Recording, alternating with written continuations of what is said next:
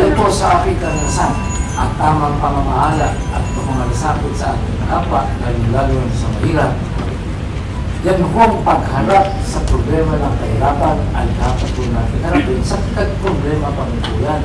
Kaya po baunan, hila na po natin ang underspending. Sinasabi ko, pagka underspending, underperformance, hindi nagagamit yung dapat paggamitan. Pagka maraming namamatay kasi hindi na bibigyan na tamang gamot, hindi makapagpapasok sa hospital. Underspending, nakaka-apekto yun, nadidelay yung performance. Yung mga infrastructure requirements po natin na makakatulong na dahil sa gamit namin ng kawayan, hindi po nagagawa. Kaya po kailangan po tayo na magdagdag at gastusin para makagulo ang ating buhay.